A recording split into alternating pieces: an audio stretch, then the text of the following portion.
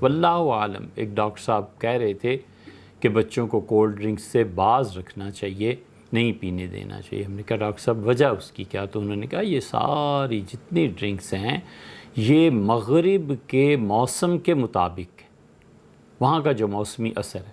اور ہمارے یہاں سال میں 12 مہینے لوگ یہ پیتے ہیں اور 24 گھنٹے. تو بسا اوقات وہ موسم نہیں ہوتا جس موسم میں اس کولڈ ڈرنک کو استعمال کرنا چاہیے. نتیجہ اس کا یہ نکلتا ہے کہ گلے خراب ہو جاتے ہیں، نتیجہ یہ نکلتا ہے کہ بیماریاں پیدا ہو جاتی ہیں اور پھر ہمیں اس کا علاج کرنا پڑتا ہے. کھیل مختلف تھے، کھانے کی اشیاء مختلف تھیں. تہذیب جو بظاہر نظر آتی ہے اگرچہ یہ حقیقی تہذیب نہیں ہوتی، حقیقی تہذیب تو اقدار پر مشتمل ہوتی ہے، لیکن ان چیزوں کی تبدیلی سے انسان کی سوچ میں، فکر میں اندر بہت بڑی تبدیلی آ جاتی. تو تہذیب بدل گئی، کھانے بدل گئے. آپ کسی بچے کو کہیں کہ وہ پراٹھا کھا لے اور پراٹھا کھائے اور پھر ایکسرسائز بھی کرے، 2-3 میل چل بھی لیا کرے، یہ اس کے لیے تعجب کی بات ہے کہ یہ کہتے کیا ہیں اور پراٹھا ہوتا کیا ہے. اور برگر وہ اس شوق اور خوشی سے کھاتا ہے کہ گویا اس کی اصل غذا یہی ہے، حالانکہ ایسے نہیں تھا.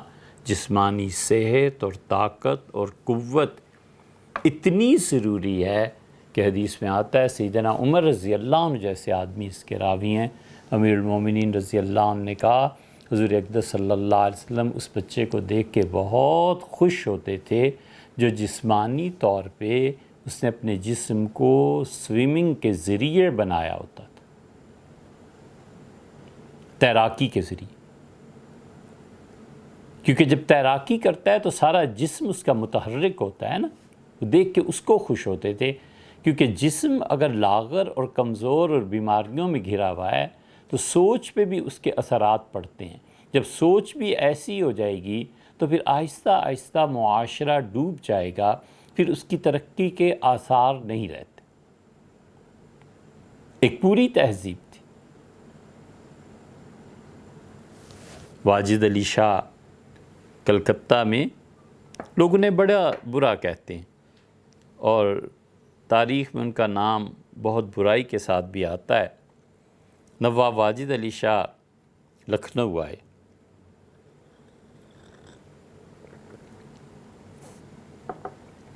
باورچی ایک حاضر ہوا. انہوں نے کہا کہ کیا پکاتے ہو؟ اس کا حضور پراٹھا. ان کا اچھا تو پھر کب؟ اس نے کہا جب آپ چاہیں. ان کا صبح پراٹھا کھائیں گے. اس کا حضور پراٹھا تو بنا دوں گا، آپ کا خادم، لیکن اکیلے ہوں گے یا ساتھ کوئی اور بھی؟ تو انہوں نے کہا گھر والے بھی. کتنے پراٹھے؟ 6 پراٹھے. اس نے کہا تو پھر کہہ دیجئے کہ 30 سیر خالص گھی چاہیے. وہ عادی تھے، جانتے تھے. انہوں نے بلایا کسی کو اور کہا کہ آئندہ سے جب تک ہم پراٹھے کھائیں گے 30 سیر خالص گھی انہیں دینا. اس زمانے میں خالص ہی گھی ہوتا تھا، اور کیا ہوتا. وہ 30 سیر گھی کو اس نے 6 پراٹھوں میں کھپا دیا. اور پراٹھا آیا اور انہوں نے چند لقمے کھانے کے بعد کہا کہ انہیں سے پوچھو تنخواہ کتنی ہے، اور مستقل رکھ لیا. وزیر اعظم جو ان کے تھے بادشاہ کے، انہیں بہت زیادہ پریشانی. انہوں نے کہا یا اللہ یہ کیا مصیبت ہے، 30 کلو 30 سیر گھی یہ پراٹھوں میں لگ رہا ہے، سلطنت ڈوب جائے گی.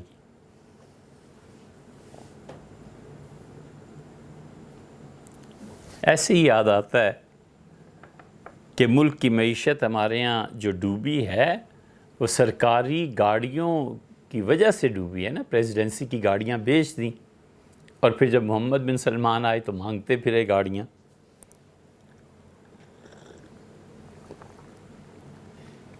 پھر اسلام آباد، پنڈی، کہاں کہاں سے بڑی گاڑیاں جمع کی. یہ ہوتا ہے جذباتی چیزیں اور بچوں کے فیصلے. ایسے ناسمجھ ایسے بھینگے جنہیں اپنی ناک سے زیادہ آگے نظر کچھ نہیں آتا۔ تو وزیر اعظم بڑے پریشان۔ ایک دن انہوں نے کہا کہ بھئی کس وقت پراٹھے شروع کرتے؟ اس سے کہا فلاں وقت میں۔ اچھا کل سے میں آ کے دیکھوں گا۔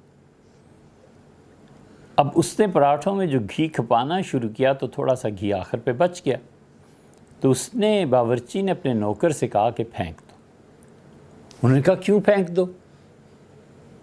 یہ تو گھی ہے، یہ تو مملکت میں کام آئے گا، یہ پیسے تو حکومت میں لگیں گے، لہٰذا چلو آج تو جو کچھ ہوا سو ہوا، کل سے ایک پراٹھے کے لیے 1 سیر گھی ملے گا، اس سے زیادہ نہیں ملے گا۔ ختم ہو گئی بات۔ واجد علی شاہ اس سے پرلے دن جب بیٹھے کھانے کے لیے تو پراٹھا لطف ہی نہیں آیا، پراٹھا کھائے ہی نہیں ہے۔ تو انہوں نے بلایا باورچی، اس سے کہا جی اپنے وزیر اعظم سے پوچھیں، انہوں نے پابندی لگائی ہے۔ وزیر اعظم کو بلایا گیا، اس سے کہا جی میں نے پابندی اس لیے لگائی ہے کہ 30 کلو گھی اگر آپ کے ناشتے میں صرف ہو جائے گا تو ملک ڈوب جائے گا۔ انہوں نے کہا جو تم نے خفیہ جائیداد بنائی ہے اس سے تو ملک نہ ڈوبا، اور جو تم خزانے میں نقب لگائے ہوئے ہو اور میں کسی مصلحت سے تمہیں کچھ نہیں کہہ سکتا، اس سے تو ملک نہ ڈوبا، اور 30 کلو گھی سے ہی ملک ڈوبے گا۔ کہا رہتے ہو یا میں کسی اور کا بندوبست کروں؟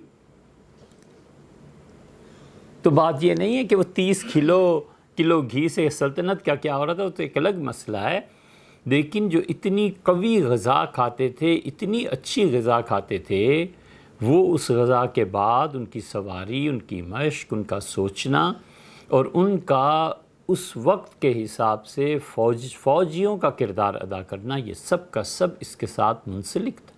پوری ایک تہذیب تھی ان چیزوں کی۔